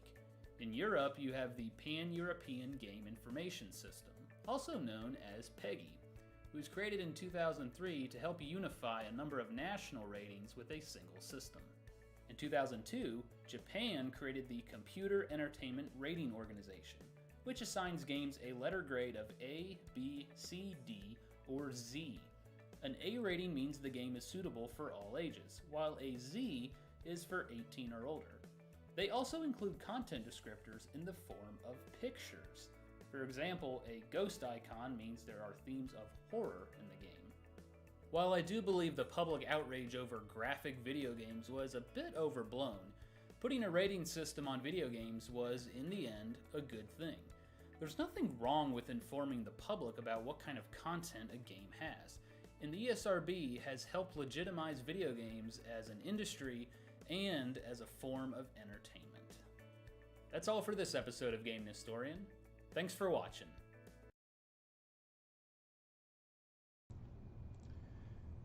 Okay, I have a meeting to get to here in like 2 minutes, so I'm going to wrap up here real quick. Okay, so to further underscore my point of who won, we won, the ESRB, right?